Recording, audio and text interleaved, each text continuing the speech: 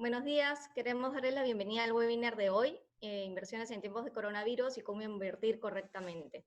Mi nombre es Rocío Coloma, yo soy gerente comercial del área de gestión de activos de Credicorp Capital y tengo a mi cargo el equipo comercial de asesoría para el segmento jurídico. Hemos organizado este webinar para ustedes, esperando que sea una presentación de su agrado y que podamos brindarles información valiosa. A continuación, quisiera comentarles un poquito acerca de cómo va a ser este webinar, el cual tendrá 3 temas principales. Empezaremos con una presentación sobre coyuntura global a cargo de Juan Camilo Rojas, gerente de estrategia de inversiones de Credicorp Capital. Juan Camilo forma parte del equipo de inversiones y su sede se encuentra en Colombia, siendo un ejemplo de cómo Credicorp Capital está desplegado en la región. Juan Camilo tiene experiencia previa en el lado de Investment Research, trabajó como asesor del Departamento Administrativo Nacional de Estadística de Colombia, DANE, y fue analista de senior de mercados en Banca Caja Social en Colombia. Luego, como una segunda, y de Perú a cargo de Darío Balizán, Head Advisor Research. Darío tiene experiencia previa como gerente de estrategia de portafolio para el grupo Breca. Fue director de investigación en Onyx Emerging Markets en Brasil, analizando varias industrias en América Latina. Trabajó también en BTG Pactual y UBS Pactual también en Brasil, cubriendo sectores distintos como petróleo, gas, construcción, cemento, entre otros. Y por último, vamos a cerrar la presentación de cómo invertir correctamente a cargo de Jorge Bengolea, quien es vicepresidente de Soluciones de Portafolio. Y en esa presentación lo que vamos a ver es básicamente la interacción de todos los equipos de inversiones de Credicorp Capital y cómo se integra esta información con el resto de los equipos para la toma de decisiones valiosas para las estrategias de inversión y toma de decisiones respecto a posicionamiento o movimientos dentro de los portafolios. Un poquito hablando sobre Jorge, él trabajó como gerente de estrategia de inversiones en Rimax Seguros, fue administrador de portafolio senior en Intelligo y trabajó como administrador de portafolio en Faro Capital. Y con esto cierro la introducción de la presentación de hoy. Tendremos una sección también de preguntas y respuestas al final de las 3 presentaciones, por lo que les pido por favor puedan ingresar sus preguntas en el icono de Q&A que se encuentra en la parte inferior de sus pantallas. Con esto cierro la parte introductoria y le doy la bienvenida a Juan Camilo. Gracias, Rocío. Buenos días a todos. Buenos días a mis compañeros panelistas. Bueno, como les dijo Rocío, vamos a iniciar rápidamente con el tema de coyuntura. Aquí la idea es darles un repaso rápido de lo que ha sido y de lo que estamos viendo en general para el tema de economía del mundo. Lo primero aquí es presentarles un poco cómo vamos en términos de activos y ahí ustedes ven en la tabla las desagregaciones más generales que tenemos bajo seguimiento, la renta variable como en commodities. La primera columna de números que ustedes ven ahí corresponde a cómo van los activos en lo corrido del año, rentabilidades en dólares. La segunda columna en la última semana con corte al cierre de la semana pasada, el mes de junio, también con corte el viernes pasado, y las comparaciones contra mayo, 3 meses, 12 meses y años atrás de lo que ha sido los activos. Fíjense que en general durante el año corrido todavía tenemos algunos activos en negativo y solamente están positivos aquellos activos que se conocen como refugio. Entonces ahí dentro de la renta fija están los bonos del Tesoro a 10 años, por ejemplo, el US Investment Grade que ha recibido un gran respaldo por parte de la Reserva Federal de Estados Unidos, y abajo, dentro de la categoría de commodities, el oro, que es otro de los activos refugio por excelencia.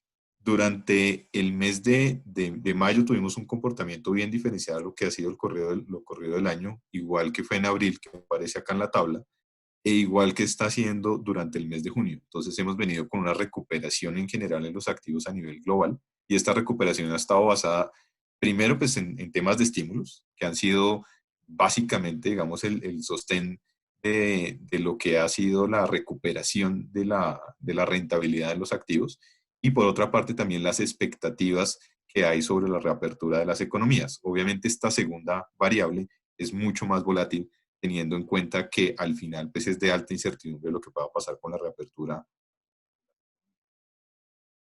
En términos generales y haciendo un seguimiento, como les digo, de lo más general en las economías, este es un indicador, el PMI compuesto, donde se mide un poco cómo va el termómetro de la economía o de la coyuntura o de la dinámica. Este indicador tiene base 50 puntos.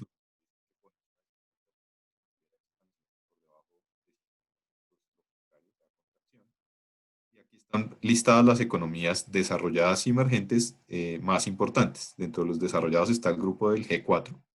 Y aquí está Estados Unidos, Eurozona, Reino Unido y Japón. Y aquí vemos que el mes más crítico, en este caso fue abril, casi que para todas las economías, y han tenido un rebote significativo para el mes de mayo. Esto les anticipo un poco porque esta semana ya han salido datos preliminares de lo que va a ser junio. Esta recuperación ha continuado. Tal vez el más lento de este grupo sigue siendo Japón, donde la recuperación se ve un poco más lenta y eso también se ratifica en que la reapertura en el caso de Japón ha sido un poco más lenta, han sido más previsivos en todo lo que tiene que ver con reapertura para evitar contagios. Y por el lado de los emergentes, pues aquí ustedes ven China. China tuvo su momento más crítico en el mes de febrero y a partir de ahí ha tenido un rebote significativo. Recientemente se ha hablado de la posibilidad de una segunda ola, de lo que está pasando en Beijing, pero pues también como anticipo a eso, ayer, digamos, se registró el menor número de ese brote, digamos, que se está dando en Beijing con 7 casos de infectados nuevos durante el día martes. Entonces ya como que empieza a mermar también un poco esa posibilidad y nuevamente China y el gobierno chino pues muestra ser efectivo en el control de este tipo de brotes. Recuerden que ya había habido alguno hace mes y medio atrás en la ciudad de Wuhan, en una zona específica de esa ciudad que fue también bloqueada rápidamente y se pudo controlar ese brote. Brasil todavía, digamos, en niveles mínimos, a pesar de que tuvo un rebote en el mes de mayo. Rusia tuvo un rebote importante y aquí pues esto se justifica mucho más en el tema petrolero. Y en el último caso, tal vez el que viene más lento dentro de los emergentes más grandes, que es India, que pasó de 7 puntos. Fíjense que ninguno de las economías que vimos anteriormente tuvo un registro tan bajo y eso fue por un bloqueo, un cierre que ejecutó el gobierno casi que de toda la economía y ha venido rebotando a niveles de 15 puntos. India en particular es una de las economías que más registra casos a nivel global. Bueno, pasando a lo que son las 3 grandes fases que nosotros estamos considerando ahora para la economía bajo la coyuntura del COVID. La primera fase que ya vimos, que fue estrellarse con la realidad. Pasamos de una epidemia a una pandemia, de una posible desaceleración del crecimiento global a una contracción o una recesión confirmada. Y obviamente el caso de los primeros estímulos económicos que no se tenían planeado, recuerden, para este año. De hecho, este era un año más austero en términos de política económica. Eso se dio durante el primer trimestre de este año. La segunda fase, que es la incertidumbre de la reapertura, es lo que estamos viviendo. El riesgo de la segunda ola, que es lo que hemos escuchado recientemente. Eso debería ser, digamos, esa fase, gran fase de reapertura debería darse su desarrollo entre el segundo y el tercer trimestre de este año. Ahí tenemos, digamos, como base de seguimiento los indicadores de movilidad, los estímulos adicionales que se están dando en la economía y un poquito el desfase que hay o que pareciera haber hoy entre los fundamentales y los activos. Entonces, esos activos apuntando más hacia expectativas económicas que hacia las realidades económicas que estamos viviendo en la actualidad. Y la tercera fase, que es el alfabeto de la recuperación, la V, la U, la W, la Z o la L, esto debería darse a partir del cuarto trimestre del año 2020 y digamos que pudiera extenderse años adelante. No solo deberíamos hablar del 2021, sino que posiblemente hacia el 2022 todavía estemos en algunas economías, sobre todo las que venimos más atrás, el caso de América Latina, tratando de recuperar los niveles de PIB y de crecimiento observados durante el año 2019 y años atrás. Entonces ahí, desde luego, profundidad y duración de la recesión serán relevantes, la reactivación económica y el empleo serán otro de los temas bien relevantes porque eso generará al final disminución en los ingresos y cambios de hábito de consumo dentro de las personas y excesos de liquidez. Estos excesos de liquidez al final pueden traducirse en tasas reales muy bajas. De hecho, las nominales en algunas partes del mundo ya llevamos tiempo viendo las negativas, entonces esto se pudiera dar continuidad o incluso profundizarse. Y la generación de algunas burbujas o de algunos sobreprecios en algunos activos. Eso vamos a ver. Eso dependerá de qué tan rápido sea la recuperación económica. Si la recuperación económica se da muy rápido y los estímulos permanecen, este fenómeno pudiéramos tenerlo. Si no, no necesariamente, porque se necesitará esa liquidez que hemos visto como adicional en el mercado. Un poquito de coyuntura de COVID. Estos datos son al cierre del día lunes. Hoy ya estamos en 9 millones, casi 300.000 confirmados. El ranking, digamos, sí no ha cambiado mucho. Y aquí aparecen Perú, Chile y Brasil dentro de los países de América Latina que están en el top 10 de las economías con mayor número de casos confirmados en el mundo. Debajo de Irán, vienen países como Francia, Alemania y México, que ya vienen también repuntando rápidamente para unirse a este top 10 de los países con mayor número de casos. Ahí digamos que en general las tasas de recuperación están por encima de la tasa de recuperación global, con excepción del Reino Unido, que es una tasa de recuperación bastante baja, 0.4%, y esto encuentra explicación dentro de lo que ha sido o la forma como han sido tratados los casos en el Reino Unido, y es que las personas están siendo tratadas en casa.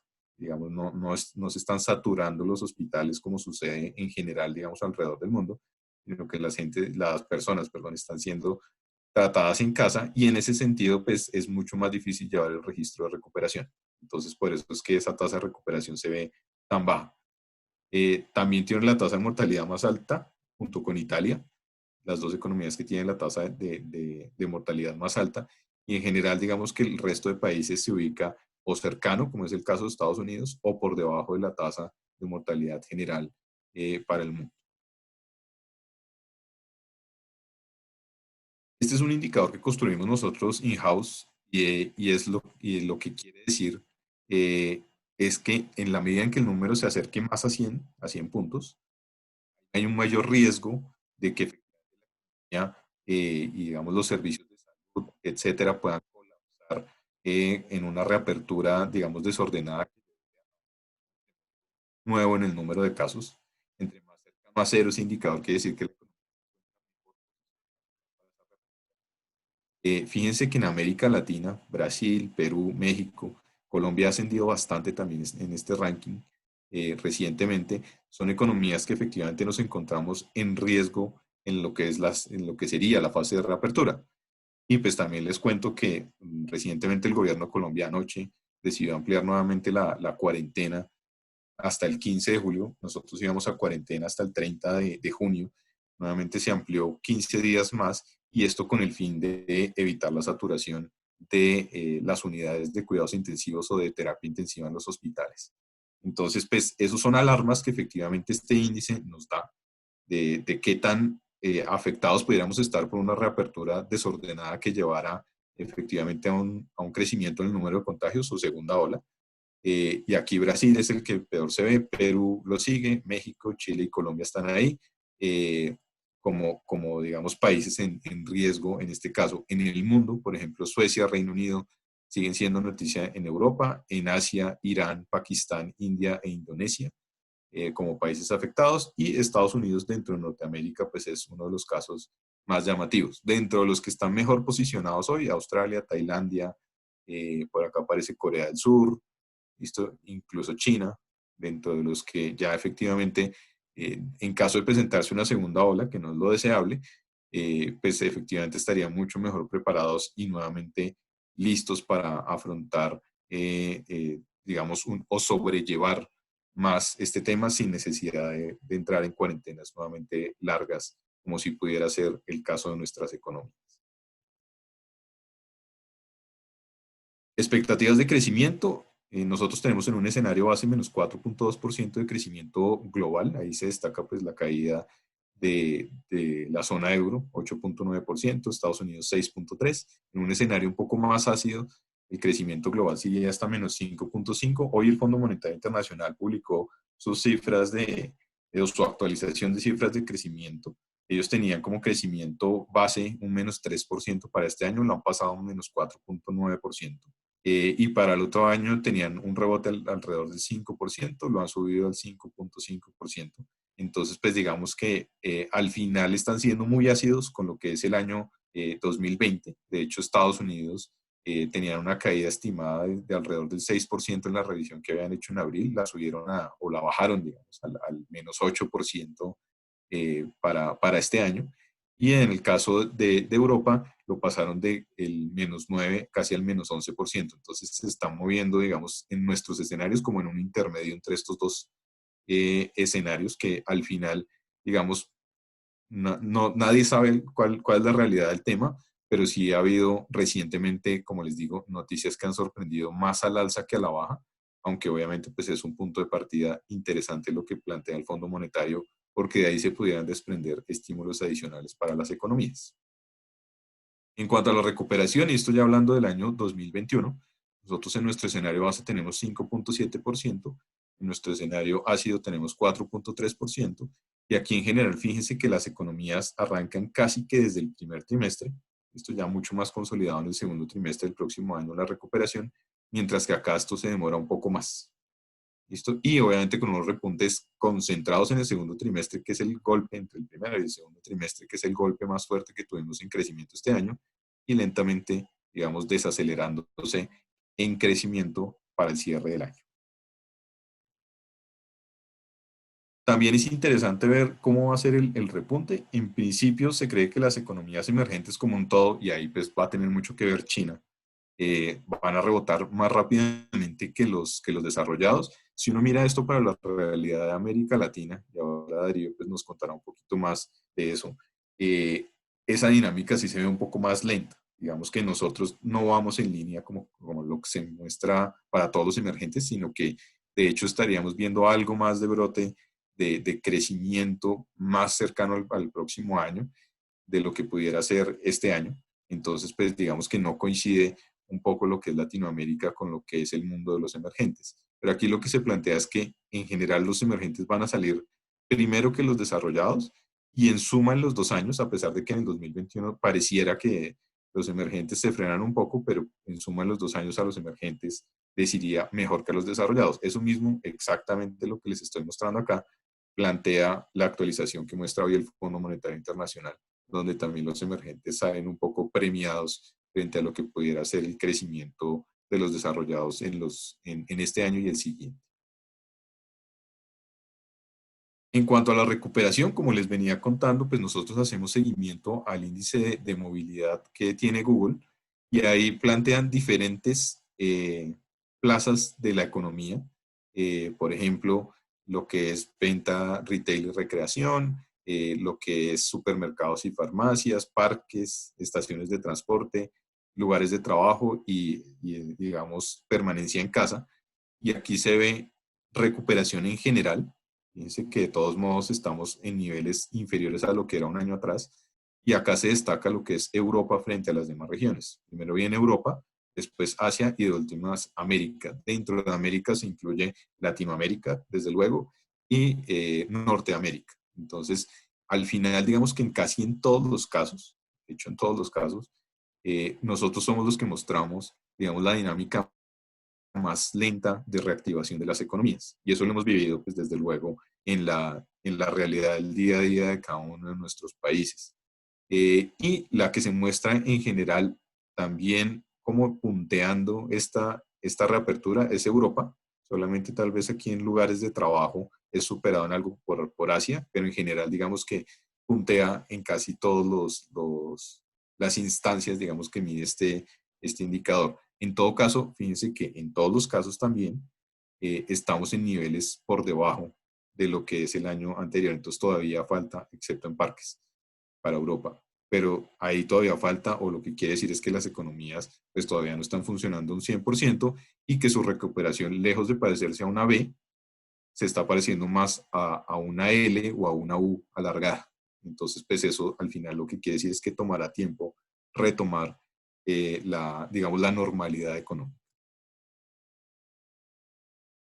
En esta misma fase de reapertura, la pregunta que también nos hacen frecuentemente es, bueno, ¿cómo les va a ir a las economías? ¿Quiénes pueden verse beneficiadas, más perjudicadas? Nosotros hemos encontrado en general, digamos, leyendo diferente literatura, que las economías que tengan más concentración en el sector secundario, que es más manufactura y construcción, tal vez pudieran tener un beneficio en la reapertura, o sea, se van a reabrir mucho más rápido. Aquí está la composición del Producto Interno Bruto por diferentes ramas o, digamos, por sectores, sector primario, sector secundario que incluye estos dos, manufactura y construcción, y sector terciario que es en general servicios.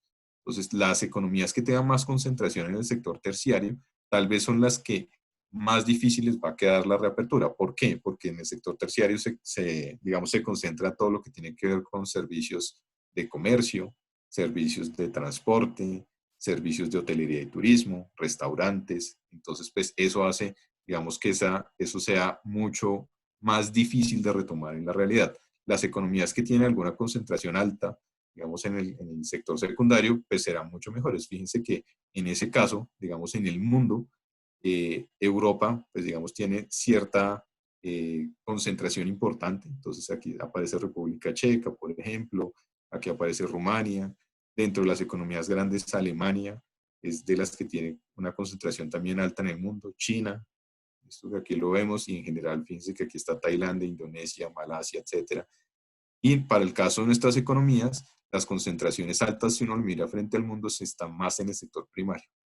Entonces aquí, digamos que este sector al final para las economías latinoamericanas depende mucho de cómo arranque la economía global, porque al final son commodities. Entonces, si al final la economía global toma tracción rápidamente, digamos que nosotros pudiéramos vernos beneficiados de eso. Si no, pues al final estas concentraciones que tenemos en el texto, en el sector terciario, pues pudieran ser algo perjudiciales en lo que tiene que ver con la recuperación. Ya para ir cerrando, el tema de estímulos. Han sido gigantes los estímulos que hemos recibido de las economías grandes, sobre todo las del G4. Esto es el tamaño de la hoja de balance o la liquidez, si quieren verlo más fácilmente, como la liquidez global que hay alrededor del mundo, cómo estaba en diciembre del 2019 y cómo se plantea para el 2020 y 2021. Y aquí en general vemos una duplicación casi que de la liquidez que teníamos a nivel global. Esto es absolutamente relevante porque, como les decía, es uno de los factores que ha ayudado a mantener los precios de los activos. Si uno lo mira por el lado del estímulo fiscal, pues la historia no es muy diferente y tenemos estímulos, por ejemplo, el de Estados Unidos de 40% del Producto Interno Bruto. Eso es gigante, digamos, en términos de, eso es casi pensar en que Estados Unidos en términos fiscales está emitiendo lo que vale 1.2 o 1.5 veces la economía de Alemania. Entonces, pues son estándares bastante grandes. Alemania también aparece ahí con un 35%, Italia casi llegando a un 50%. Y las economías emergentes, mucho más, digamos, de acuerdo a su realidad, casi un 4% del Producto Interno Bruto. Latinoamérica, alrededor del 3%. Esto ha venido incrementándose recientemente y ahora seguramente Darío nos contará algo de lo que está pasando ahí. Un tema de coyuntura que sé que también preguntan mucho y que digamos, es de seguimiento porque pasados, digamos, ya el momento más crítico de la crisis, donde todos los países están alcanzando como sus puntos máximos, nuevamente empezamos a pensar en qué riesgos hay hacia adelante. Y uno de los riesgos importantes es el tema de las elecciones en Estados Unidos. Entonces, aquí aparece el resumen de las encuestas, la intención de voto, 49% para Biden, 42% para Trump. Pero estábamos comentando recientemente que la encuesta que publica hoy The New York Times deja ver que la ventaja hoy es 50% para Joe Biden, 36% para Trump. Vamos a ver qué pasa, porque hacia adelante y para el votante medio de Estados Unidos es bien importante lo que pase con la economía. Entonces, si el desempleo se recupera rápidamente, si los ingresos efectivamente vuelven a ser los mismos pre-crisis, pues eso pudiera ser al final que este tema de encuestas pudiera no mostrar la realidad de lo que fueran los resultados económicos. Y también como antecedente, Hillary Clinton lideraba frente a Donald Trump también en las elecciones anteriores o previo a las elecciones anteriores y al final pues ya conocemos los resultados. Entonces, vamos a ver qué pasa, pero pues desde luego este es uno de los temas coyunturales, tal vez junto con la guerra comercial, que más van a tener la atención diferente a lo que sea el tema coronavirus. Entonces ahora le doy ya el campo a Darío para que nos cuente un poquito de lo que es o las perspectivas que tenemos para la economía latinoamericana y en la misma línea que lo mostramos acá, pues que estamos viendo también en términos de lo que es la reapertura. Darío, entonces te dejo la palabra. Muchas gracias, Juan Camilo. Primeramente, buenos días a todos. Agradecerles por su presencia y al equipo por la invitación al webinar. Yo soy Darío Valdizán, soy el jefe del equipo de análisis del asset. Mi equipo está enfocado en la parte de renta fija, renta variable y soberanos para Latinoamérica. En esta oportunidad me gustaría conversar con ustedes sobre cómo vemos Latinoamérica y después hacer un zoom en Perú.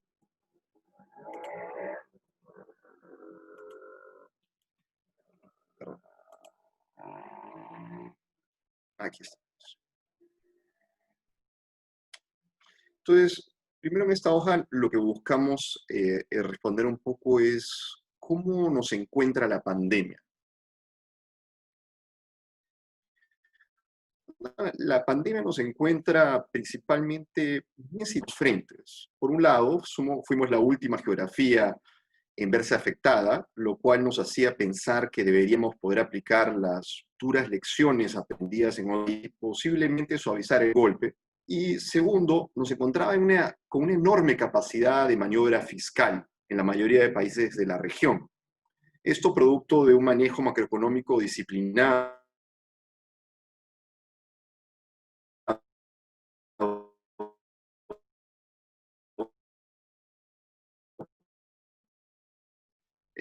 prudente durante los últimos 15 en Chile y en Perú en el tamaño de los paquetes. Estamos hablando de 19% del PBI en el caso de Perú, cerca de 14% en el caso de Brasil y alrededor de 10% en el caso de Chile.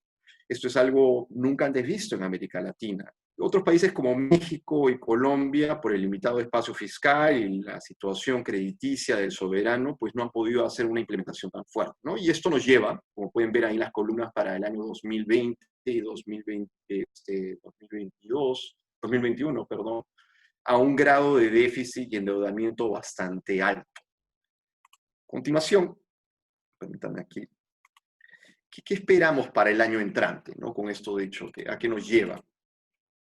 Bueno, para el año entrante lo que vemos es una recuperación en V para algunos sectores, pero que en el agregado de la economía no vemos una recuperación robusta para compensar el terreno perdido en el 2020. Para ponerlo en contexto, estamos esperando que recupere el nivel del cuarto trimestre del 2019 recién en el año 2022, ¿no? Un poco en línea con lo que le estaba comentando Juan Camilo. Esto nos lleva a un espacio donde la política monetaria actual se mantendría y donde el nivel de desempleo con una menor actividad económica vemos muy poco probable una presión inflacionaria en el corto o mediano plazo para América Latina. Y ahí ustedes lo pueden ver en las proyecciones, los cuadros sombreados, tanto para la TPM como para inflación, son nuestras proyecciones. Y el crecimiento que estamos esperando para América Latina, como pueden ver ahí, el más robusto es de 7.1 para Perú, pero es 3.5 en el agregado para los países que tenemos bajo cobertura, que son Argentina, Brasil, Chile, Colombia, México y Perú, que no compensa pues esta contracción que vemos en el agregado de 7.9 en el 2020.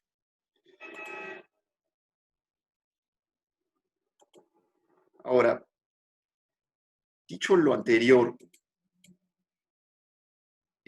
esa recuperación en B para algunos sectores, pensamos que vendría principalmente por recursos naturales, esto impulsado por la recuperación de China. ¿Y qué explica eso? ¿No? Eso lo explica, como pueden ver en el cuadro, una China que se ha vuelto un destino muy relevante de las exportaciones de los países latinoamericanos. Como pueden apreciar ahí, en el año 2019, China representó 17.8 de participación en las exportaciones. Esto es un incremento de casi 8 puntos porcentuales comparado en el año 2009. Y lo que hemos visto en estos meses, si bien es cierto que pueden apreciar ahí en el gráfico de que los niveles de importaciones de China se encuentran significativamente deprimidos todavía, es un pick-up en algunas materias primas, como por ejemplo el petróleo, el acero y el minero de hierro. Nosotros estamos esperando que eso también se va a ver traducido para el cobre en los próximos meses. Estamos viendo una China que está ya a niveles de 70-80%. Y lo otro que hemos visto en el lado agrícola, principalmente en la soya, donde hemos visto un incremento de demanda significativa en las exportaciones, por ejemplo, en el caso de Brasil.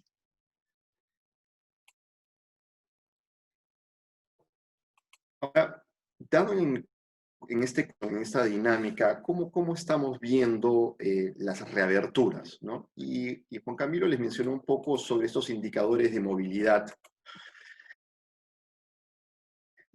Ya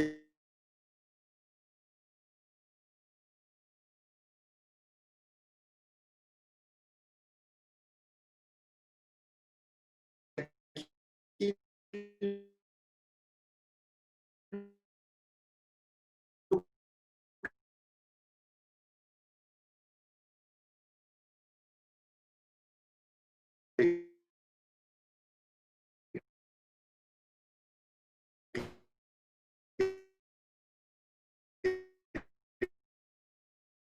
queremos mostrar, no sé si ustedes, me imagino que la mayoría hayan escuchado.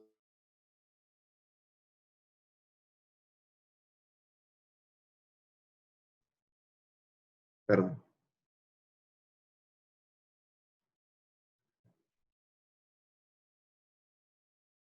¿Me pueden escuchar?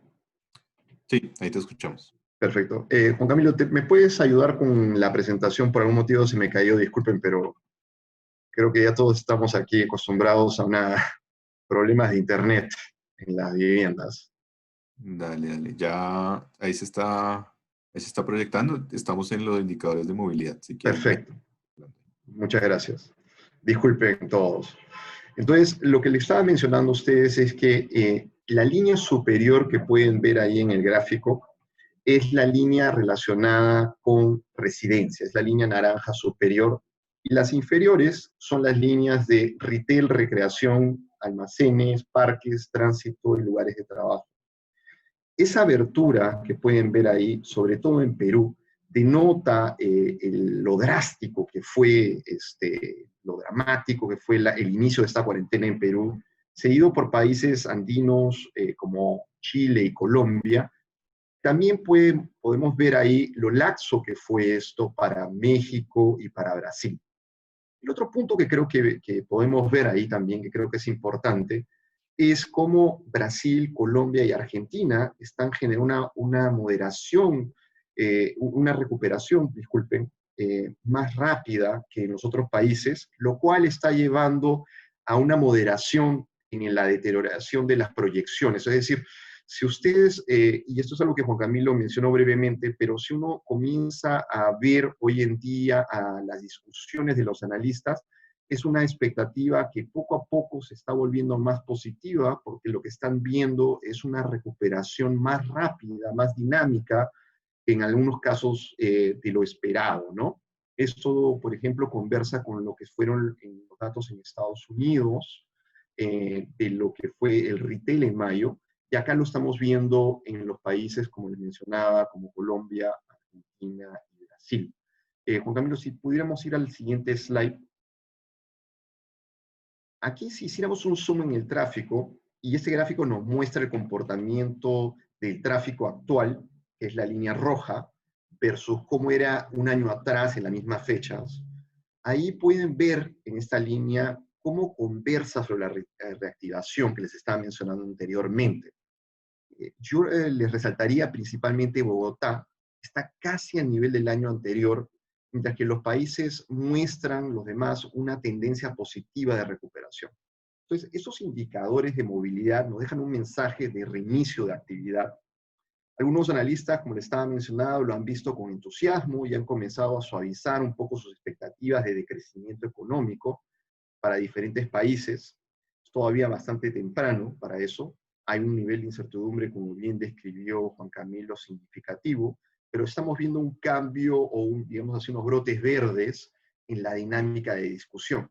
Ahora, dado que Latinoamérica es hoy el epicentro del COVID, aún no hemos visto esta tendencia a materializarse, pero sí hemos escuchado algunos brotes verdes, como les mencionaba, en países como Colombia y Brasil. Ahora, antes de entrar a Perú, si podemos ir al próximo slide, por favor, Juan Camilo.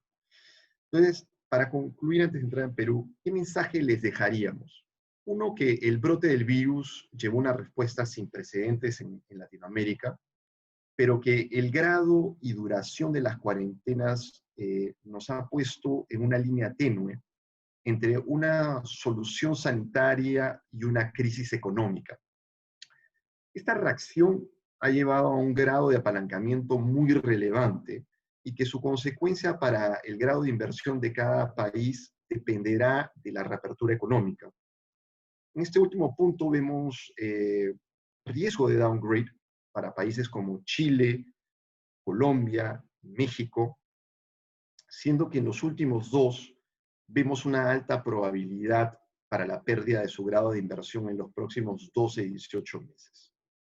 En el caso de Brasil, que perdió el grado de inversión en el 2015, creemos que su situación crediticia dependerá de su capacidad de retomar la senda de reformas.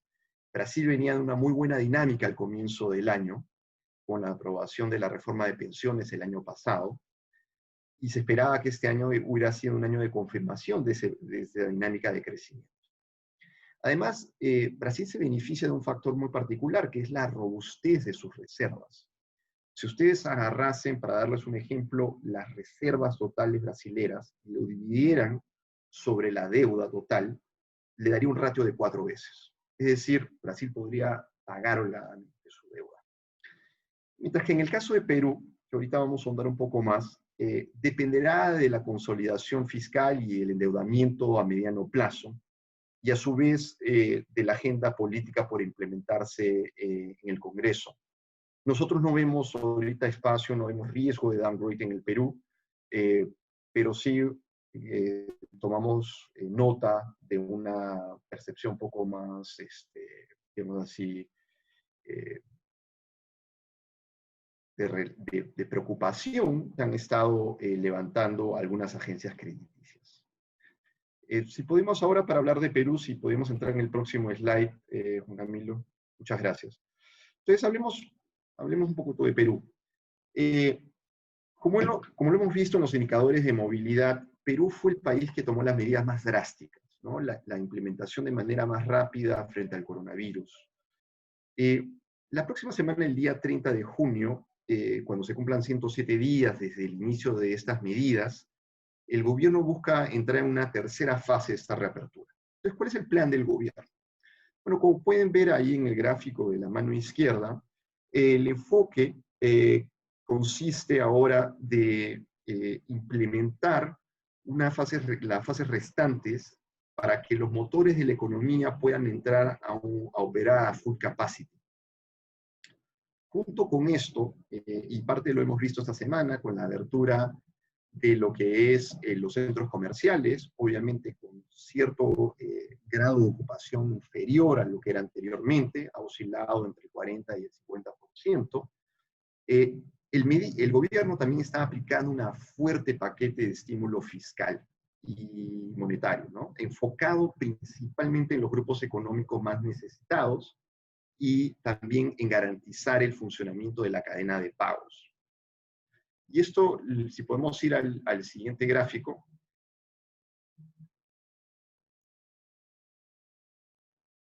Juan Camilo, si puedes llevarme al gráfico, por favor, del slide 25. Perdón, del slide 23. Gracias. Entonces, ¿cómo se financia este gasto? ¿No? El siguiente slide, por favor, Juan Camilo.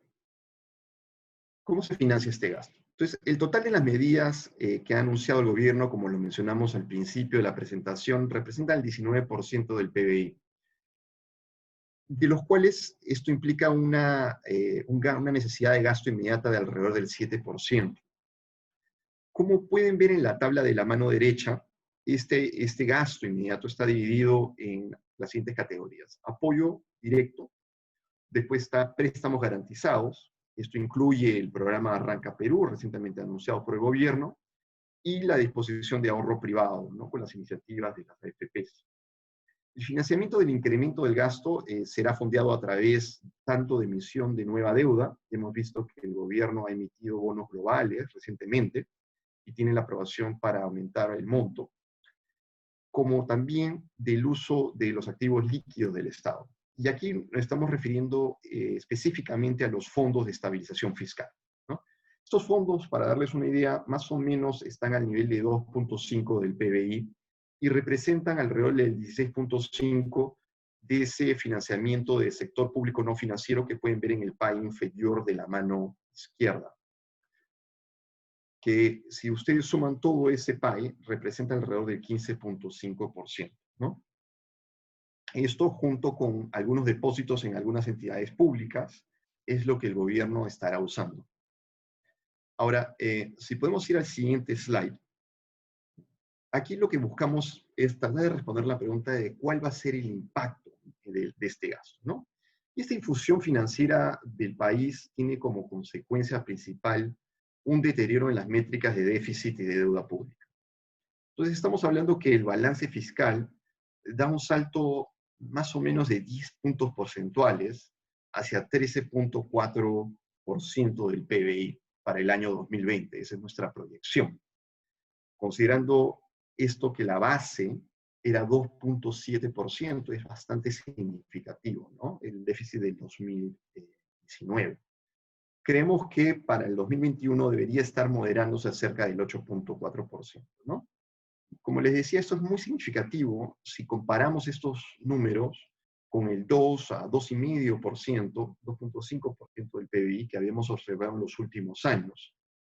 Y ese salto en déficit, como le explicábamos, que va a estar fondeado principalmente por deuda, explica ese salto que vemos en el cuadro de la mano derecha, donde vemos que la deuda PBI va a alcanzar cerca de 38.7% para este año, y que creemos que se va a moderar a cerca del 33,5% el próximo. Ahora, hemos hablado del denominador, del numerador. Me gustaría hablar del denominador un poco, sobre el PBI. Entonces, si podemos ir al próximo slide, Juan Camilo, por favor. Entonces, los ratios de déficit y endeudamiento van a depender en gran medida de la magnitud de la caída del PBI, además de otros choques, como la variación del tipo de cambio y de las expectativas sobre intereses, van a afectar, obviamente, el resultado. Dicho esto, nosotros esperamos una contracción económica de 12.4% para el 2020 y un crecimiento de 7.1% para el 2021.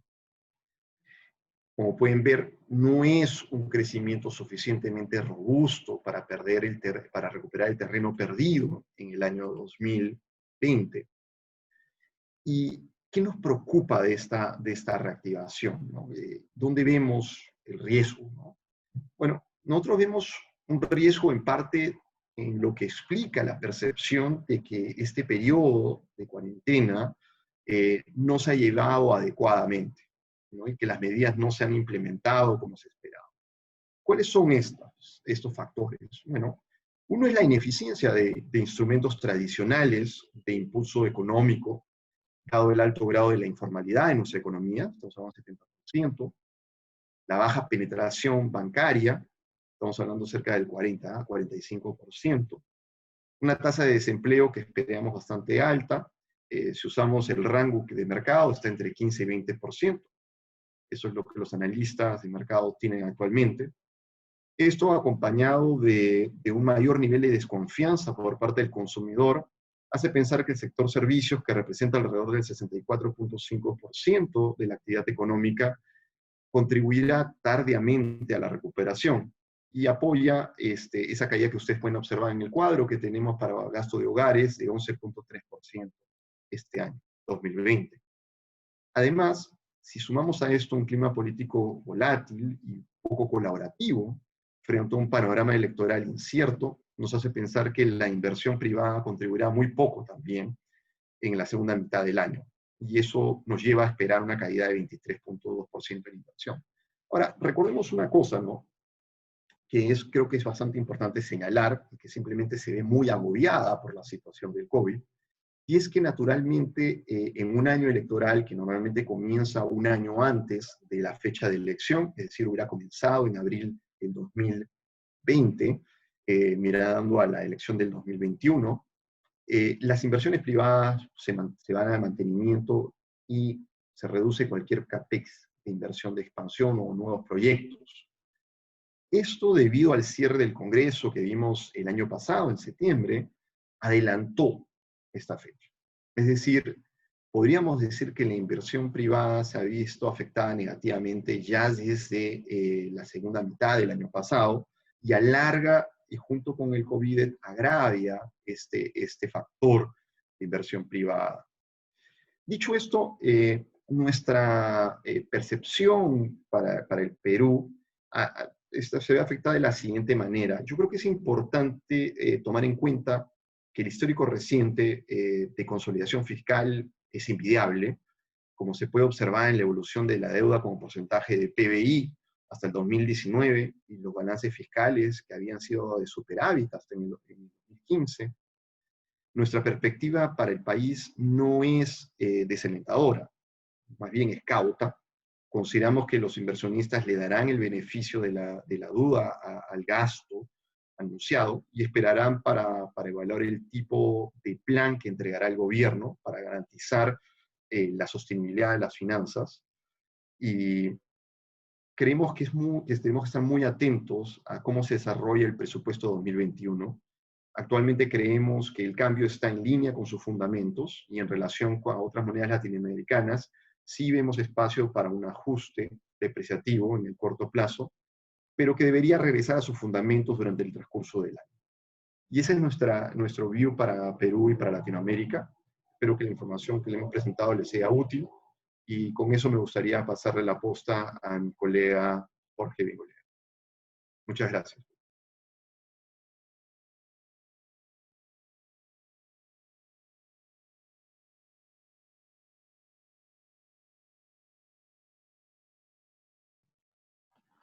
¿Qué tal? Gracias, Darío. ¿Me escuchan bien? Sí, perfecto. Sí, ya, perfecto. Ya, a ver. Lo que quería hacer yo en esta presentación es básicamente contarles un poquito cómo nosotros integramos el tipo de trabajo que hacemos y que ha quedado reflejado en las presentaciones de Darío y de Juan Camilo respecto a desarrollo de estrategia, a visión de mercados financieros, cómo lo atamos al trabajo de gestión de portafolios que hacemos en Credicorp Core Capital. Como primer punto, solamente queríamos mostrarles un poco de las credenciales de Credicorp Core Capital como gestor de activos. Somos una empresa, como mencionó Juan Camilo, ¿no? Con presencia regional, principalmente en Chile, Colombia y Perú. Invertimos aproximadamente $10 billones. Con un foco, digamos, o un expertise regional. Invertimos globalmente, pero nuestra expertise evidentemente es regional, nuestra presencia regional es bastante potente. Siempre estamos tratando de hacer cada vez más profesional nuestro manejo de activos, ¿no? Y en ese sentido creo que dos de las mejores muestras que podemos dar de esto es que estamos implementando... nos hemos vuelto signatarios del programa de inversión responsables de las Naciones Unidas para tratar de tomar en cuenta cada vez más consideraciones de tipo ambiental, social y de gobierno corporativo. Y asimismo nos hemos adherido al Código de Conducta del Instituto CFA, que es un código de ética para gestores de activos, que de alguna forma delinea la forma en la que un gestor de activos tiene que atender el mandato, ¿no? O el deber fiduciario que tiene con sus clientes. Es un poco para contarles, ¿no? Lo que seguramente ya intuían de las credenciales de Credicorp Capital como gestor de activos. Somos un equipo, como les digo, que tiene presencia regional. La división de gestión de activos tiene básicamente 4 componentes. Una de inversión en activos reales, alternativos, un área de productos de inversión, tanto de desarrollo como de comercialización de productos de inversión, y otra de distribución de fondos tanto de fondos de terceros como de fondos propios. Y por último, tenemos el área de inversiones en activos líquidos, que es en donde estamos enfocados hoy en esta presentación, ¿no? El área de inversiones en activos líquidos tiene un área de renta variable, de gestión de portafolios de renta variable, un área de gestión de portafolios de renta fija, un área de análisis, que es la que lidera Darío, con un enfoque principalmente en Latinoamérica, un área que se dedica a tratar de alinear nuestra forma de gestionar portafolios a los a los principios de medio ambiente, sociales y de gobierno corporativo, que les mencioné previamente, y el área de soluciones de portafolio, que es donde estamos Juan Camilo y yo, y es donde se centra el servicio de administración de portafolios a la medida. Es un poco lo que le queríamos explicar en esta presentación. El área de soluciones de portafolio es un área de 20 profesionales a nivel regional. Sigue un poco la estructura que ya les había mencionado de la presencia regional de la empresa de manera integral. Tenemos equipos en Colombia, en Chile y en Perú que hacen seguimiento tanto a fondos mutuos como a portafolios desarrollados a la medida.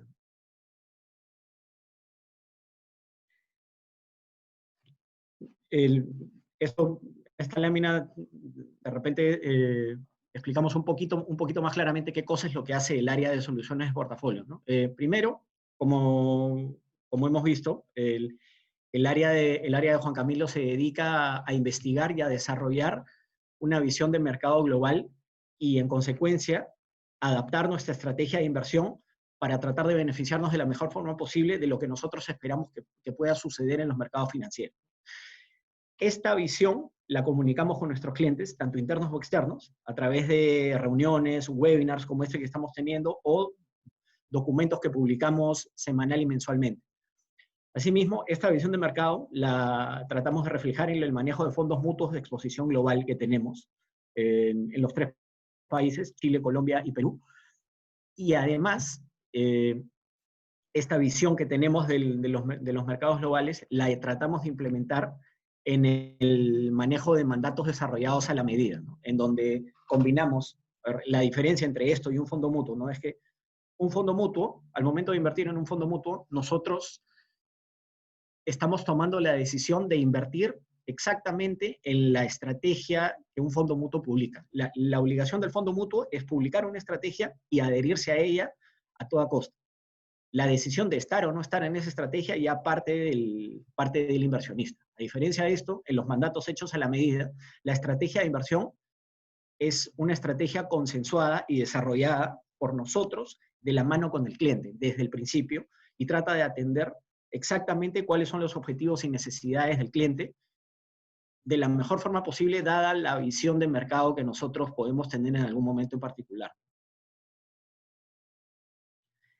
Esta lámina, de repente me adelanté un poquito, ¿no? a lo que ya les había contado. Nuestro servicio de administración de portafolios a la medida regionalmente maneja aproximadamente 1.300 millones de dólares, entre Chile, Colombia, Perú y una pequeña posición en Panamá también.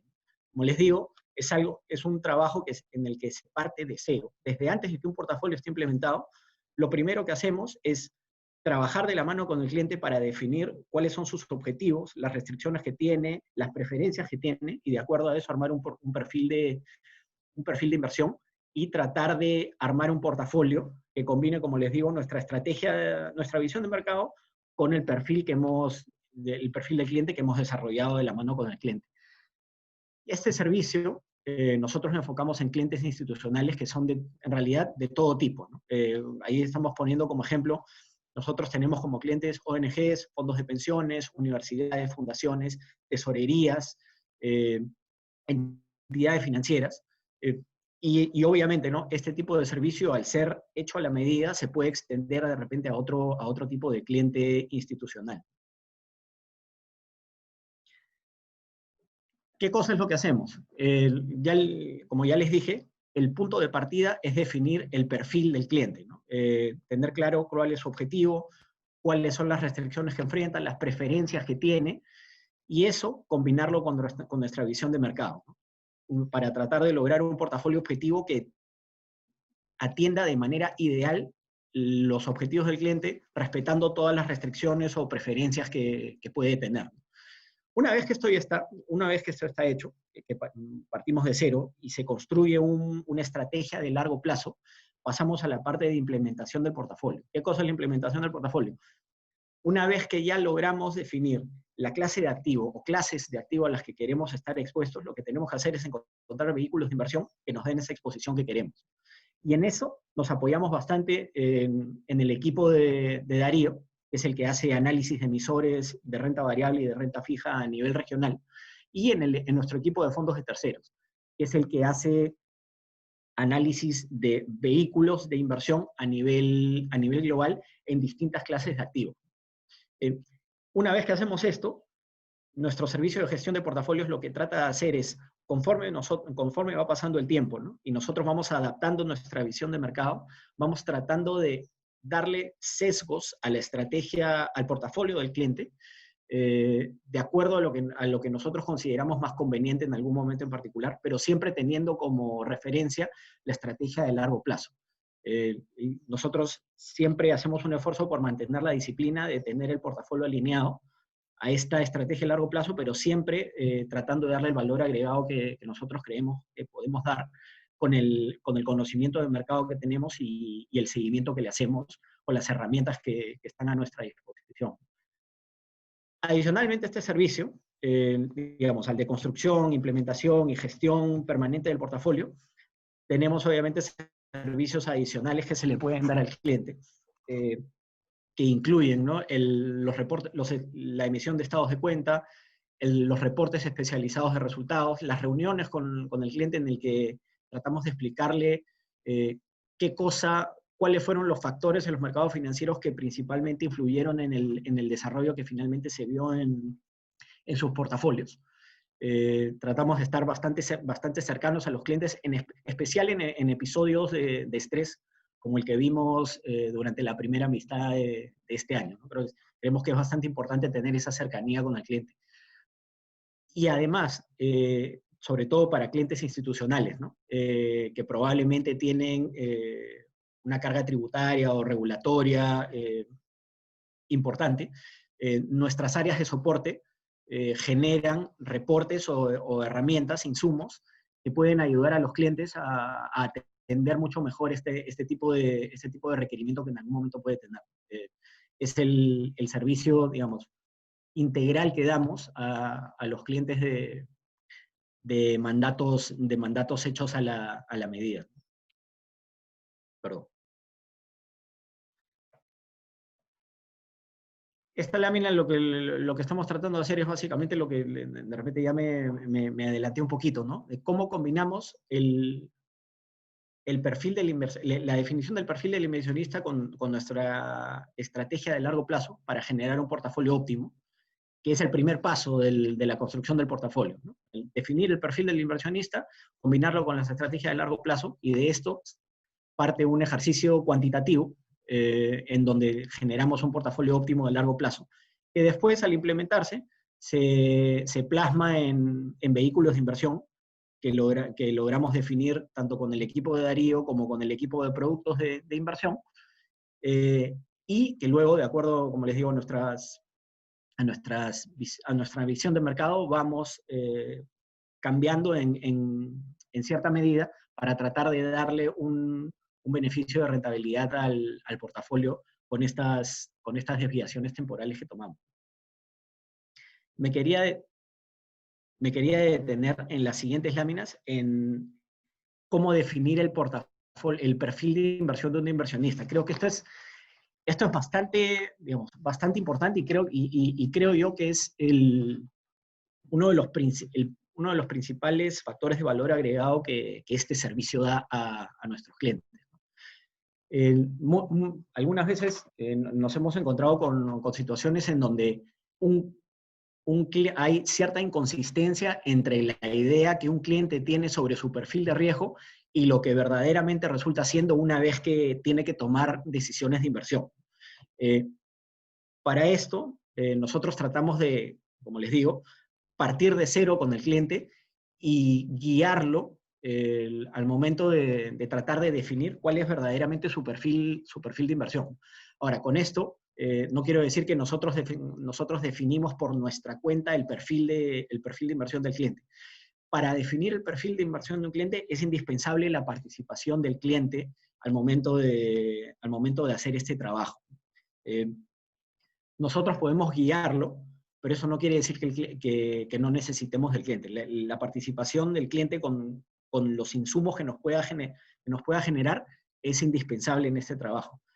¿qué tipo de preguntas se tiene que responder al momento de definir un objetivo y un perfil de inversión? Obviamente, ¿cuál es el retorno que necesito? ¿Para qué estoy invirtiendo? ¿Cuáles son las necesidades de liquidez que voy a tener en este portafolio? ¿Cuál es el horizonte al que voy a tener que invertir? ¿En qué instrumentos estoy dispuesto o no estoy dispuesto a invertir?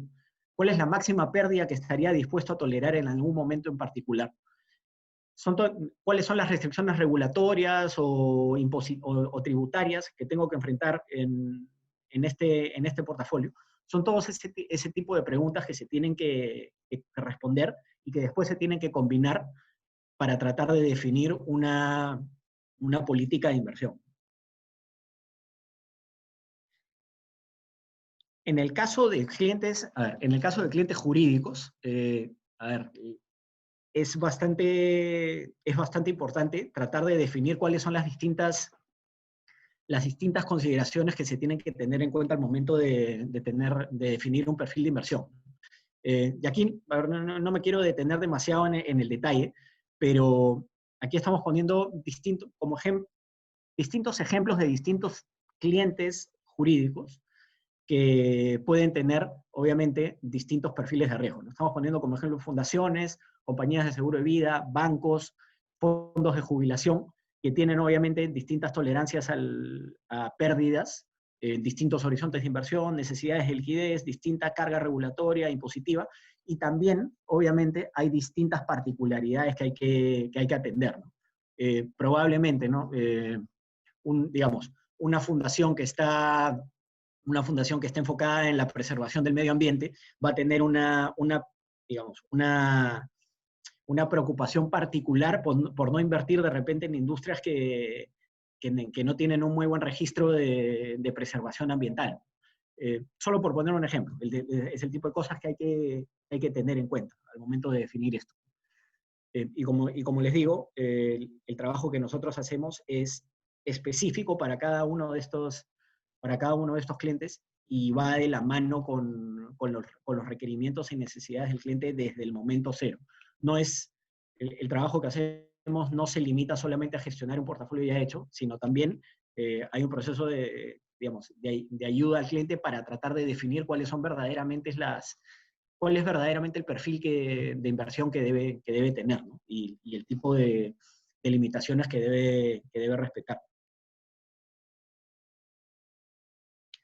Una vez que está definido el perfil de inversión y una vez que tenemos claras cuáles son nuestras expectativas en los mercados financieros de largo plazo, ¿no? Es decir, una vez que el equipo de mandatos jurídicos define el perfil de inversión con el cliente, y una vez que el equipo de Juan Camilo, de Darío, define o tiene claro cuáles son las expectativas que tenemos a largo plazo para cada una de las clases de activos en las que invertimos, combinamos estos dos sets de información para tratar de generar un portafolio óptimo que para un nivel determinado de riesgo genere el mayor retorno posible, o de otra forma, visto de la manera inversa, para un nivel determinado de rentabilidad genere un portafolio con la menor volatilidad posible. Y en esta lámina lo que hemos puesto es simplemente poner un ejemplo del tipo de ejercicio cuantitativo que hacemos, en donde tenemos un retorno, una combinación determinada para distintos tipos de activos, y en donde se genera un retorno esperado y distintas métricas de riesgo, ¿no? La volatilidad anual de un portafolio, cuál es el valor en riesgo, ¿no? El valor en riesgo lo que trata de determinar es cuál es en un escenario de estrés, cuál es el valor que yo podría esperar perder en un portafolio, ¿no? Y cómo se combinan esas distintas métricas de retorno riesgo, que después obviamente se conversan y se le presentan al cliente para definir juntos cuál es el portafolio con el que el cliente se siente más cómodo. Eso para la parte de construcción del portafolio. La parte de implementación del portafolio es, una vez que ya tenemos definidas las clases de activos en las que queremos invertir, en qué vehículos invertimos. Y como les digo acá, dependiendo de la clase de activo en la que estemos enfocados, que puede ser local o regional o global, nos vamos a apoyar en el equipo de Darío para inversiones en renta fija o en renta variable local, o en el equipo de fondos de terceros que tiene relaciones con muchos gestores globales que tienen focos de especialización distintos al nuestro, ¿no? Y en donde sí se puede agregar valor al momento de elegir un vehículo para tratar de armar de implementar estos portafolios. Una vez que ya está implementado el portafolio, ¿cuál es el tipo de valor agregado que podemos ofrecer? Por un lado, como les digo, están los desvíos tácticos que tomamos en los portafolios usando como referencia la estrategia de largo plazo. Aquí lo que quisimos hacer simplemente fue poner como ejemplo una decisión táctica que tomamos en nuestros portafolios en los últimos 2 meses. Como saben, en marzo hubo como les dijo Juan Camilo, en marzo uno de los pocos activos que rindió de manera positiva fue los bonos del Tesoro de Estados Unidos, que son un activo considerado refugio, en donde los precios subieron bastante, por lo tanto las tasas que pagan esos bonos cayeron. Y por digamos, en contraparte, los bonos con riesgo crediticio, en particular los bonos investment grade de Estados Unidos, vieron este spread crediticio ampliarse de manera significativa, porque obviamente el riesgo crediticio en un episodio de pánico como el que vimos en marzo se incrementó significativamente. El hecho de que nosotros hayamos visto estas tasas base bastante bajas y estos spreads bastante altos, combinados con las medidas de estímulo monetario y fiscal que se fueron anunciando durante marzo, hicieron que nosotros tomemos la decisión de aumentar nuestra exposición a bonos grado de inversión y reducir nuestra exposición a bonos del Tesoro. Y como ven aquí, desde marzo es una decisión que ha beneficiado a nuestros portafolios, dado que el rendimiento de los bonos investment grade ha sido significativamente mayor que el de los bonos del Tesoro de Estados Unidos.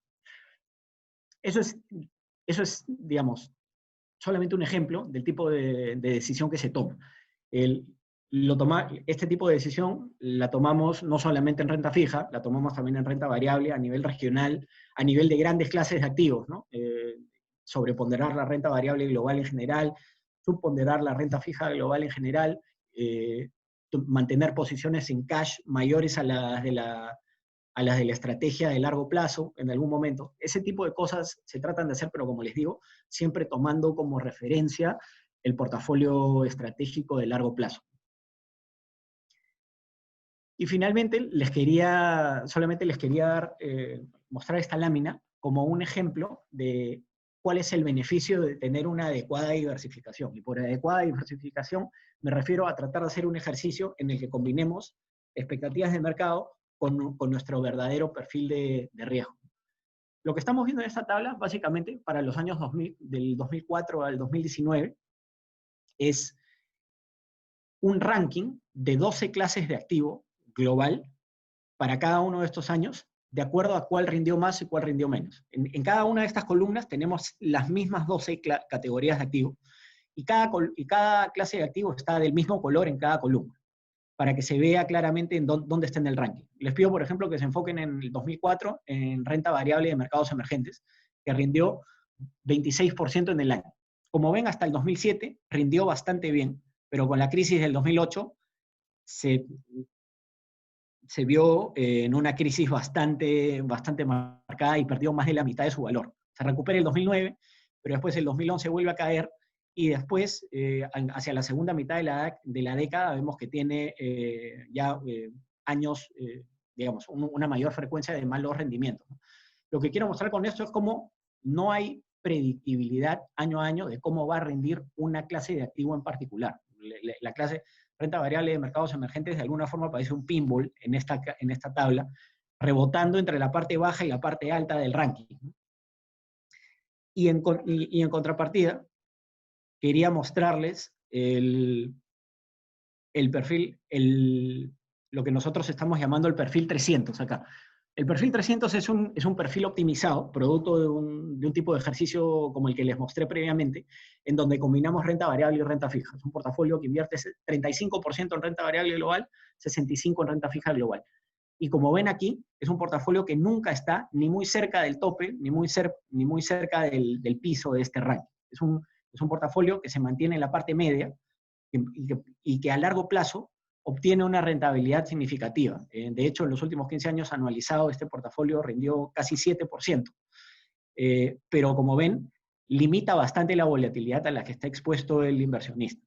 De esta forma, lo que quiero mostrarles es que es posible hacer un ejercicio que nos permita lograr una rentabilidad atractiva a largo plazo sin estar excesivamente expuestos a una volatilidad que de alguna forma puede ser innecesaria.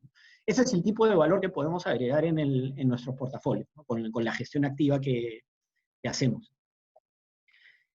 Y bueno, y finalmente tenemos estas dos láminas, en donde les muestro un poquito más de detalle de cuál es el servicio integral que damos, ¿no? El ejemplo de los estados de cuenta que les damos mes a mes, los reportes de mercado en donde tratamos de mantenerlos informados sobre qué cosa viene pasando en los mercados financieros y cómo nosotros interpretamos estos desarrollos que se vienen dando, y una presentación de reporte de resultados en donde se ata lo que ha venido pasando en los mercados financieros con el rendimiento del portafolio del cliente, ¿no? Y en donde tratamos de, claro, explicar cómo los mercados financieros explican, para bien o para mal, el resultado que vemos en los portafolios de nuestros clientes jurídicos. Y como les digo, finalmente, tenemos varias áreas de soporte que pueden ayudar al cliente en requerimientos ya de repente un poco más operativos o administrativos que no tienen directamente que ver con la gestión del portafolio. Nuestro servicio no solamente se limita a la gestión del portafolio, como les digo, sino también a ayudar al cliente en estos temas. Esto era lo que queríamos mostrarle. Creo que hay unas cuantas preguntas que podemos atender. A ver, déjenme... Sí, Jorge, muchas gracias Juan Camilo y Darío. Voy a pasar con la sección de preguntas.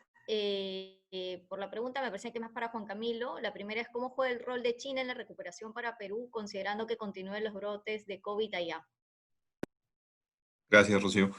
Bueno, ahí también le doy campo un poquito ahora a Darío para que me complemente en el caso digamos que la respuesta estaría dividida en dos partes. La primera es cómo afectaría un poco las expectativas de crecimiento de China el rebrote. Entonces, pues ahí depende del grado de ese rebrote. Como les contaba un poco al principio, ha habido como mucho ruido en las últimas semanas por los casos que se han confirmado en Beijing.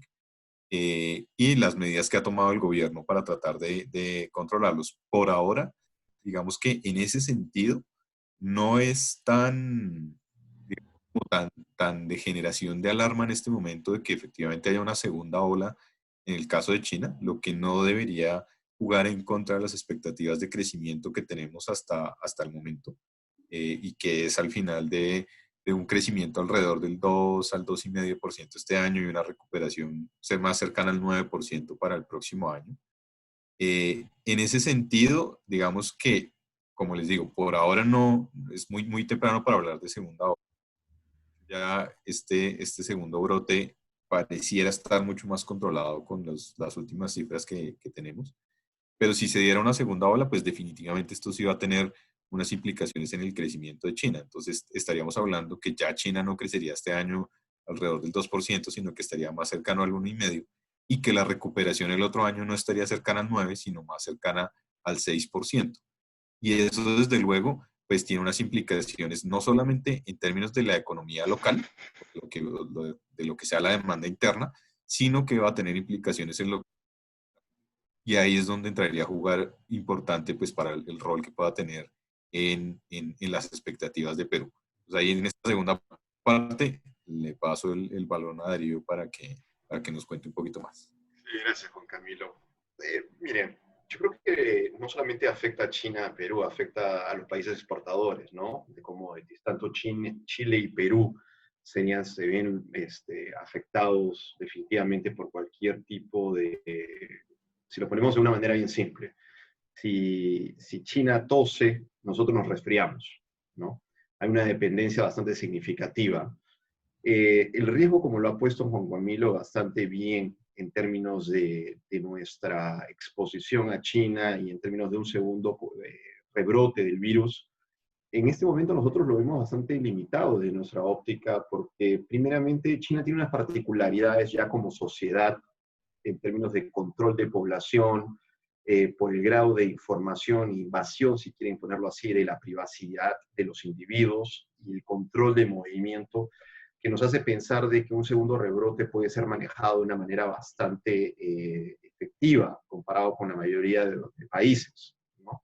En el caso nuestro, directamente, China es un socio exportador muy importante para nosotros, tiene una contribución al PBI bastante significativa, y nos afectaría primeramente por el lado de commodities, ¿no? No vemos nosotros en este momento un riesgo alto, lo estamos monitoreando, pero sí, sería bastante significativo para nuestras expectativas si es que hubiese un rebrote que llevaría a un segundo lockdown general. No es nuestro escenario, lo vemos bastante improbable. Perfecto. Hay otra pregunta relacionada ya con el tema de Perú, ¿no? Dice, si vemos la informalidad en el Perú y teniendo en cuenta el periodo electoral, ¿qué podríamos esperar en la recuperación de Perú frente a los otros países de la región? Darío, creo que esta está más enfocada también para ti. Ya, perfecto. Solo para terminar, las exportaciones de Perú hacia China, más o menos como socios, son cerca del 40%, así que es bastante relevante. Miren, de ese tema es bien interesante, ¿no? Perú es muy particular. Yo diría que junto con México son los dos países de América Latina donde la informalidad tiene un grado muy relevante. Y más interesante todavía es de que es un problema no reciente, sino de muchos años, y que ningún gobierno ha sabido atacar correctamente. Nos encontramos en una situación muy particular, ¿no? Algunos lo están llamando la década del populismo, ¿no? Y el populismo tiene una frase muy simple, ¿no? Realmente es inmediatismo, ¿no? Son medidas que parecen ser muy simples, que resuelven problemas, pero la verdad no entiende el ecosistema de cómo funcionan las cosas y genera mayor problema, ¿no? Un ejemplo claro, hace una discusión que había en el Congreso en el Perú sobre, por ejemplo, que las empresas farmacéuticas fabricantes vendieran directamente al consumidor. O sea, muestra un desconocimiento total de la cadena de valor, ¿no? Estas empresas son B2B, no tienen ni dónde venderle a una persona.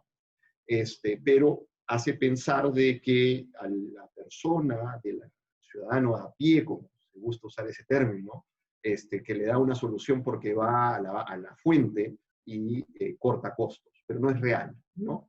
Y siendo que el sector formal es 10%, 10-15%, los principales problemas farmacéuticos en el Perú es el abastecimiento en hospitales del Estado. Pero yendo al punto principal, miren, obviamente si salimos de esto en una situación como la estaba describiendo yo hace unos momentos, disculpen todos los problemas que tuvimos de comunicación, pero con un desempleo de 15 a 20%, definitivamente afecta al informal de una manera mucho más agraviada, y hace que estas tendencias populistas pudieran verse aún más fortalecidas frente a un periodo electoral, lo cual elevaría el riesgo de incertidumbre para el año que viene. ¿Cómo afecta, ahora, solo para la segunda parte, cómo afecta contra los otros países? Obviamente hace que los mecanismos que puede utilizar el gobierno para que reactivar la economía, para ayudar a aliviar el impacto, sean bastante más difíciles, menores, ¿no? Y ahí solamente, Rocío, para tener un ejemplo bien simple, pero miren las colas para los bancos, para la ayuda económica. 45% de penetración bancaria. Tienes esta gente saliendo de una manera muy desordenada a colectar su ayuda del gobierno a instituciones como el Banco de la Nación. Pero el gobierno, en lugar de anticipar, porque esto va a ser un segundo pago o un tercer pago, en lugar de anticipar esas aglomeraciones y aprovechar ese momento para bancarizar a las personas, no lo hace. Y hace que nuevamente esa efectividad, que hubiera sido mucho más alta si se hubiera aprovechado para bancarizar a la gente en esa cola, gran mayoría de ellas tiene un teléfono celular, smartphone, se puede hacer, hace que sea recurrente esta situación de ineficiencia y de contagio, y de riesgo de contagio. Gracias. De acuerdo. Acá tenemos otra pregunta, dice, para Jorge, quiero invertir para aprovechar esa recuperación global. ¿En qué me recomendarías invertir si no quiero hacerlo en el Perú? Imagino que por este tema, de repente con lo que mencionaba Darío del tema electoral probablemente y un poco el golpe que nos da el tema de la informalidad, ¿no? O sea, en realidad es una pregunta bien, bien difícil de responder porque depende de un montón de cosas, ¿no? O sea, depende de nuevo del perfil del inversionista. No- Depende de si es una inversión de largo plazo, especulativa de corto plazo, cuál es el objetivo que se quiere, ¿no?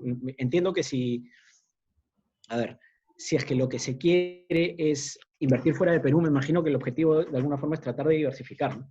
En ese sentido, a ver, nuestras apuestas de mayor convicción actualmente en inversiones globales son en la renta fija con riesgo crediticio de Estados Unidos. Creemos que digamos, a corto y a mediano plazo probablemente son las que más claramente tienen perspectivas positivas, porque por niveles de valorización se ven todavía relativamente atractivos y como mencionó Juan Camilo, son clases de activo que van a tener el apoyo sistemático en los próximos meses y años de la Reserva Federal de Estados Unidos.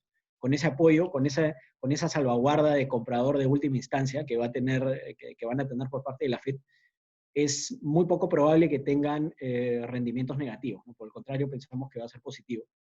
Pero a ver, hay que tener en cuenta, número uno, que mucho de ese rendimiento positivo ya se dio en los últimos 3 meses. Y segundo, como dije al principio, dónde invertir depende de muchas cosas, además de cuáles sean las perspectivas de un tipo de activo. Es importante tener claro el perfil de inversión y el objetivo que queremos lograr con esa inversión también. Gracias, Jorge. Acá tenemos una pregunta interesante que es sobre todo el tema de minería, ¿no? La pregunta es, ¿qué impacto tendría la reactivación de los proyectos mineros en el PBI peruano? Esa pregunta, Darío, creo que va más para ti. Ya, perfecto. Gracias por la pregunta. La minería contribuye alrededor de 15 y hasta ha llegado a 20% del PBI del país. Yo creo que hay dos factores que uno tiene que tomar en consideración en el ambiente del COVID. Fuera de la experiencia que hemos tenido de las cuarentenas y todo lo demás, y ahí con Camilo y Jorge pueden complementarme en esto, en cómo lo ven ellos, pero nosotros creo que tenemos que ver específicamente la minería, pero yo le diría a ustedes que tienen que empezarlo en la cadena productiva como un todo. El COVID tiene un efecto más allá de las enfermedades, es que genera protocolos, y esos protocolos generan demoras, alargan espacios de tiempo e incrementan ineficiencia. Entonces, hay una de las preguntas que nos estamos haciendo hoy en día es, ¿cómo va a afectar a la productividad de las industrias? Entonces, en la parte minera, en el Perú, se comenzó pensando de que el impacto iba a ser muy marginal. Y todavía estamos revisando eso. Pero ha habido eventos de contagio bastante fuertes, el cual ha llevado que equipos enteros sean sacados y se vean interrumpidos, ¿ya? Entonces, puede haber un impacto de productividad significativo ahí en caso de un salto de un contagio en el cual alargue el tiempo y por tanto la productividad de la mina per se decreza. El otro factor es el factor externo, que son los precios de los metales. Como les estaba comentando, nosotros tenemos una perspectiva bastante positiva que hemos visto en el mercado, también acompañando en eso, y ya los números están en esa dirección, que es con el precio del minero de fierro, y creemos que el precio del cobre tiene espacio de mejora, todo dependiendo de la reactivación en China. Para nosotros, en el año 2021, nosotros, parte de ese 12.4% para este año se explica con una caída año a año de 16% en minería, y esperamos una recuperación de cerca del 20% para el año siguiente que contribuye a ese 7.1% que tenemos. No sé si eso responde a la pregunta, espero que sí. Sí, gracias, Darío. Tenemos otra pregunta por aquí, es más orientada a Jorge, me parece. ¿Qué clientes institucionales tienen ahora? ¿Hacen diferencia en el trato por tamaño de mandato?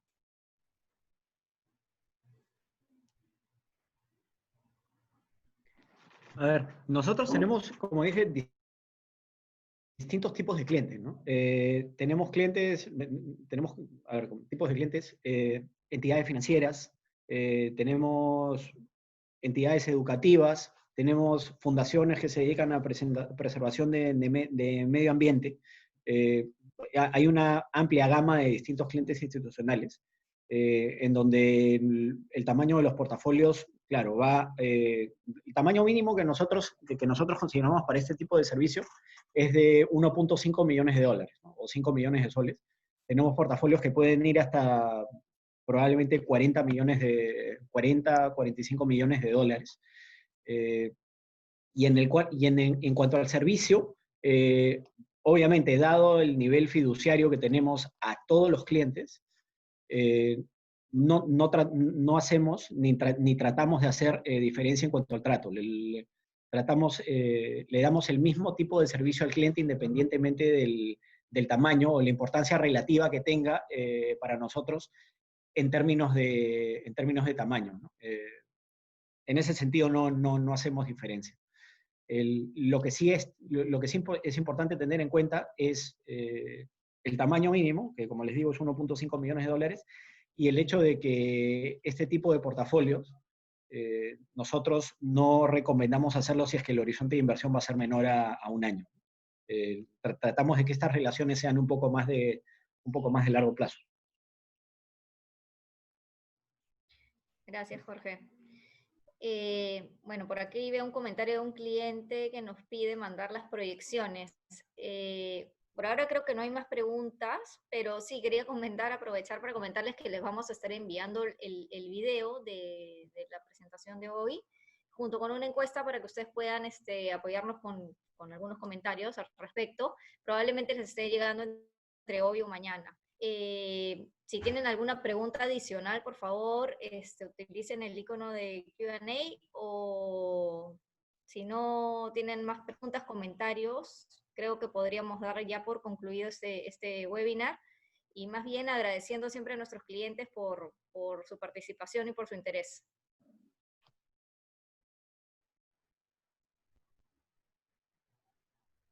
Gracias. Listo. Ahí, perdón, creo que hay un cliente, alguien nos está preguntando algo. Un minuto, por favor. Tenemos un cliente que nos pregunta qué productos son los más recomendables por ahora.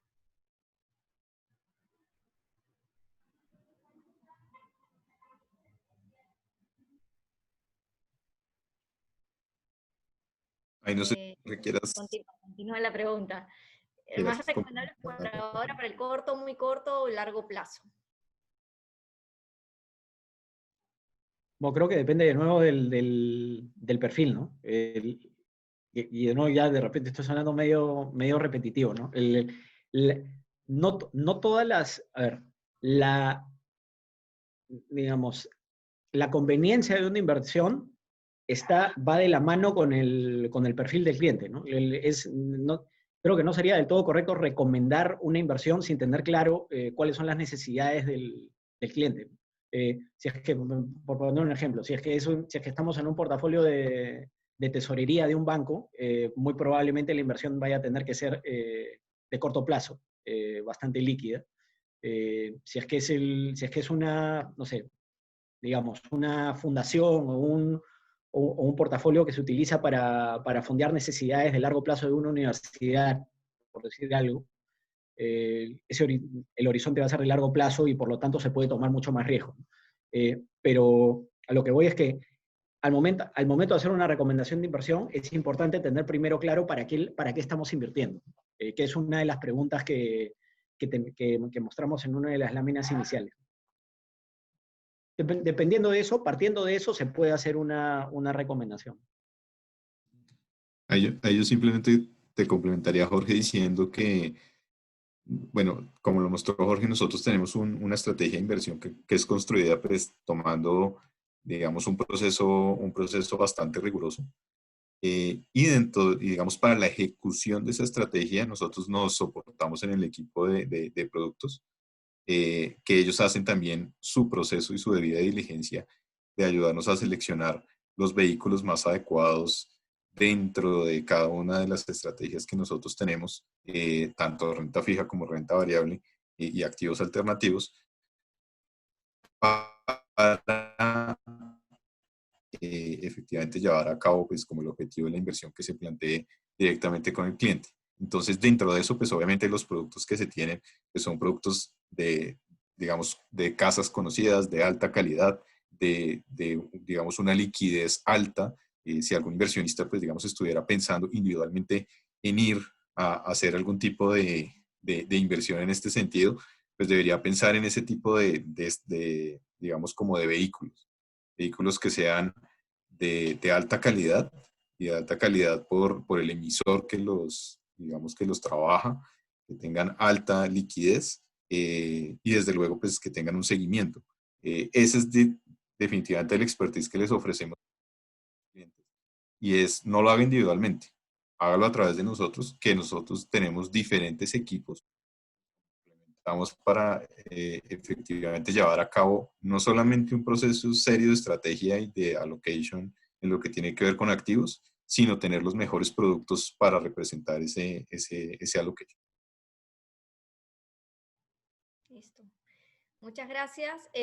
Los invito también, señores, a que puedan hacer cualquier consulta, si quieren conversar al respecto, si necesitan la presentación se las vamos a enviar, pero están los asesores de inversión también disponibles con quienes ustedes tienen contacto para cualquier otra consulta que podamos atender.